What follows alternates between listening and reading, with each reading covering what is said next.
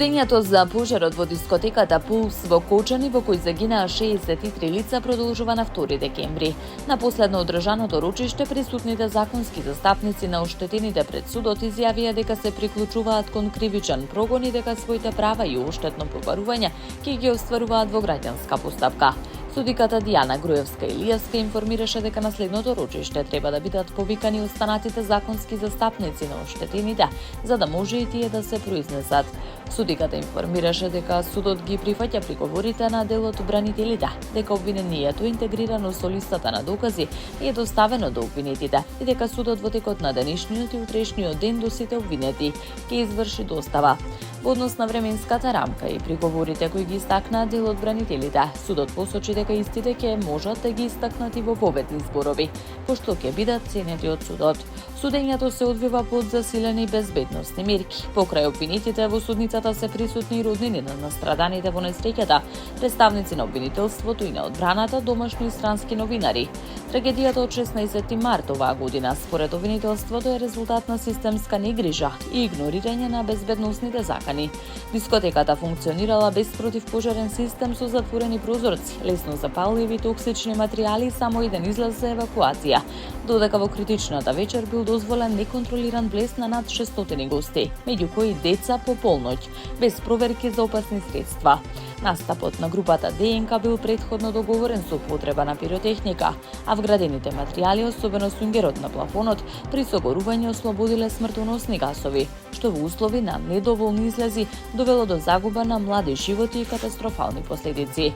8 месеци по несреќата, на обвинителна клупа седнаа 37 обвинети, од кои 34 физички и 3 правни лица.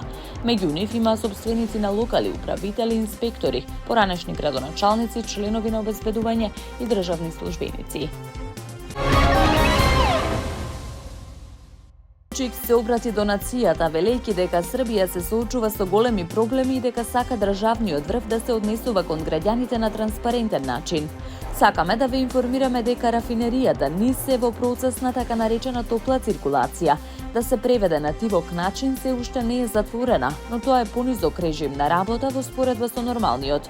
Ова значи дека имаме уште 4 дена додека работата на рафинеријата целосно не се запре, ако лиценцата не биде одобрена од американските служби, рече Вучиќ. Ова следува откако на 9 октомври стапија во сила американските санкции за српска нафтена индустрија, воведени поради руското сопствеништво во компанијата. Дали ќе добиеме лиценца или не, зависи од американците. Ако одбијат да ја издадат, ќе бидат загрозени и функционирањето на здравствениот систем и снабдувањето на трговските ланци. Во прашање и производството на струја, истакна Вучиќ. Постои опасности од секундарни санкции. Централната банка и сите други банки кои соработуваат со НИС би можеле да станат предмет на санкции, со што би можело да дојде до прекин на целиот платен промет во земјата.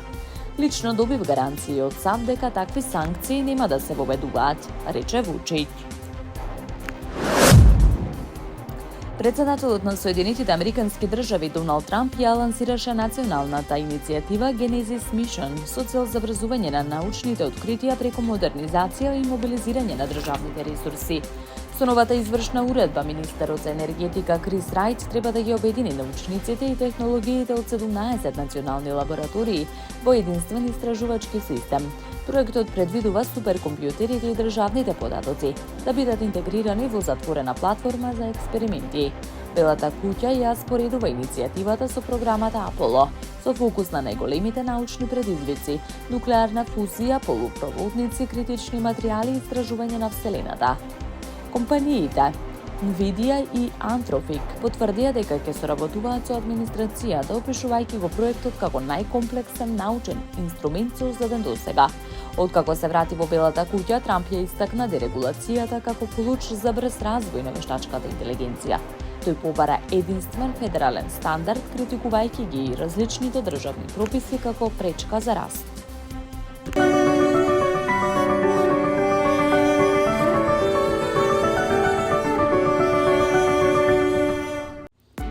Времето денеска претежно облачно со повремени врнежи од дожд. Ќе дува слаб до умерен, наместа повремено засилен ветер од јужен правец.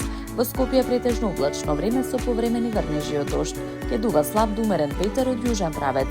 Под влијание на циклонска активност до сабота ќе преовладува претежно облачно време со повремени врнежи од дожд, а пообилни врнежи се очекуваат во среда и четврток, кога на повисоките планини врнежите ќе преминуваат во снег. Од среда ветрот ќе го промени правецот во северен.